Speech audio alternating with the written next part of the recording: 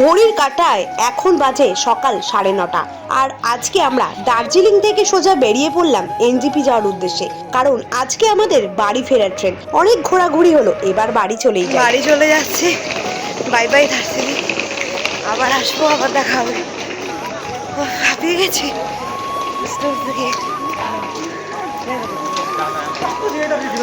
আজ তো ইন্ট্রো দিতেই ভুলে গেছি। Welcome back to our channel Parineeta Biswajit চ্যানেলে তোমাদেরকে অনেক অনেক স্বাগতম। আর সকলকে জানাই অনেক অনেক ধন্যবাদ, কারণ তোমরা যারা যারা আমার ভিডিও দেখছো আর যারা যারা নতুন আমার চ্যানেলে তারা প্লিজ চ্যানেলটাকে সাবস্ক্রাইব করে দাও তাড়াতাড়ি। আজকে চিলড্রেন্স ডে, তাই এখানে প্রত্যেকটা বাচ্চারা সুন্দর সুন্দর সেজে স্কুল যাচ্ছে। আমরা এখান থেকে ডিরেক্টলি এনজিপির শেয়ার কার পাইনি, শিলিগুড়ির শেয়ার কার করে নিয়েছি আমরা।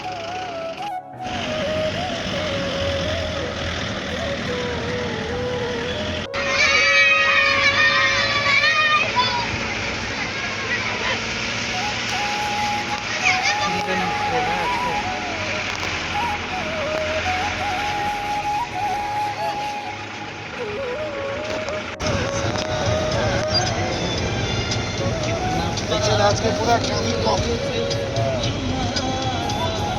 সব গাড়ি তো ধরে নিয়ে গেছে।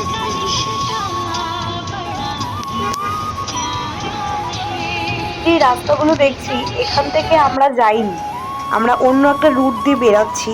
এই জায়গাটাও খুব সুন্দর আর দারুণ দেখতে। আর মেন রোড দিয়ে আমরা নামিনি, আমরা একটা সাইড দিয়ে ঘুরে ঘুরে সব নামছি।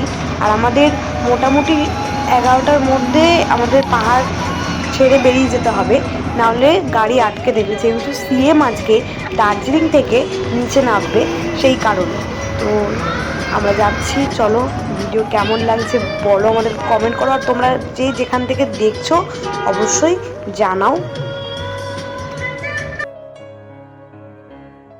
উপর থেকে অলরেডি এখন গাড়ি নামতে দেওয়া বন্ধ করে দিয়েছে, যেহেতু সিএম নামার সময় হয়ে গেছে। তাই আমরা অনেক তাড়াতাড়ি নেমে পড়েছি, মানে ভালোই হয়েছে। পরে যদি বেরোতাম তাহলে আর আমাদের বাড়ি যাওয়ার ট্রেনটা আমরা পেতাম না আজকে।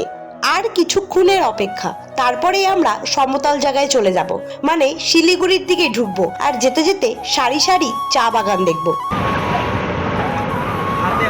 বলতে বলতেই চলে এসেছি আমরা সারি সারি চা বাগানের দিকে। দেখো কি সুন্দর লাগছে না? মনে হচ্ছিল দাঁড়িয়ে একটু ছবি তুলি, কিন্তু আমাদের সেই সুযোগ ছিল না, কারণ উপর থেকে সব গাড়ি নিচে নামার জন্য বন্ধ করে দিয়েছে। আমরা যদি এখানে দাঁড়িয়ে সময় নষ্ট করতাম তাহলে আর আমরা স্টেশনের দিকে তাড়াতাড়ি পৌঁছাতে পারতাম না। আর এত সুন্দর লাগছে, আমি তো আমার বাড়ির লোকজনদেরকেও ভিডিও কল করে দেখাচ্ছিলাম যে দেখো। আর এই চা বাগান সত্যি সত্যি সামনে দিয়ে দেখা আমার ফার্স্ট টাইম। এটা আমার বলতে একদমই লজ্জা নেই। দিল্লিতে খানিকক্ষণ আগে এসে পৌঁছে গেছি। নিচে বন্দে ভারত দাঁড়িয়ে আছে, একে ছাড়লেই তারপরে আমাদের ট্রেনটা থাকবে 40 মিনিট পর। আর আমাদের আজকে সিটটা কনফার্ম হয়ে গেছে, এতক্ষণ ওয়েটিং লিস্টে ছিল। সিটটা তো থার্ড এসিতে। চলো পুরো ভিডিওতে দেখাচ্ছি, সব তোমাদেরকে দেখাবো, সাথে দেখাবো। যখন যাবে তখন গিয়ে এসে কিনে নেবো।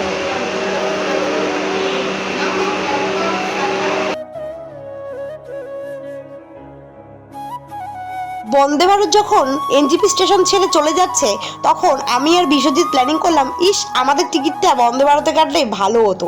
কিন্তু একদিকে একটা প্রবলেম হয়েছে, অনেক মানুষ ট্রেনটা পায়নি। হঠাৎ করে ট্রেন তো ট্রেনের টাইমে বেরিয়ে যাবেই, বন্দে ভারত তো কারোর জন্য দাঁড়াবে না। আর প্রত্যেকটা মানুষ বারবার করে আসছিল, অনেক ফ্যামিলি আর কি, তারা নিজেদের কেউ না, আলাদা আলাদা সব ফ্যামিলি বন্দে ভারত ধরার জন্য। আমারও দেখে খুব খারাপ লাগছিল। দাঁড়িয়ে আছে, আমাদের ট্রেন ঢুকবে।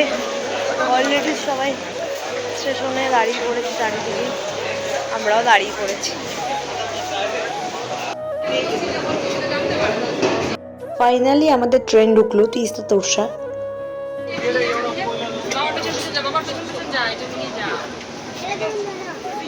এই যে আমাদের সিট, এটা হচ্ছে জানলার ধারে, তার উপরে এই সিটটা হচ্ছে আমাদের। বিশ্বজিৎ আমাদের লাগেজ নিচে ঢুকাচ্ছে আর ব্যাগগুলো সব উপরে তুলে দিয়েছে। আমাদের ট্রেন এখন ছেড়ে দিয়েছে।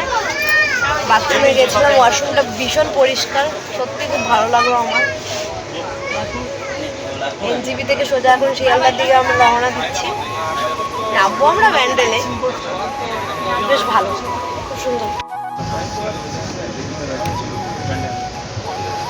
হ্যালো, ওইদিকে আমি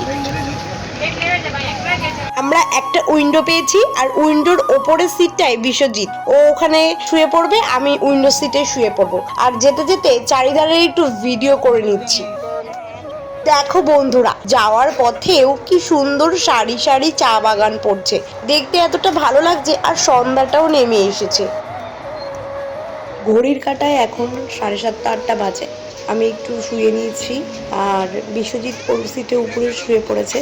এখন দেখো ট্রেনটা যে যাচ্ছে, এটা হচ্ছে ফারাক্কা ব্রিজ ক্রস করছি আমরা। পাশেই যে রাস্তা দিয়ে সব গাড়ি বাসগুলো যাচ্ছে, সেই লাইটিংটা কত ভালো লাগছে, দারুণ লাগছে দেখতে।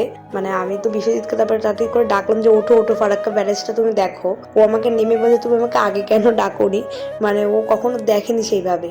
আগে কামাখ্যা গেছে, এসছে, দার্জিলিং গেছে কয়েকবার, কিন্তু ও খেয়াল করেনি ফারাক্কা ব্যারেজ। আর এখন বাজে রাত্রি 2টো ঘড়ির কাঁটায়। আর টাইমিংটা এত খারাপ, আমাদের ব্যান্ডেল স্টেশন 2টোর সময় নামিয়ে দিয়েছে।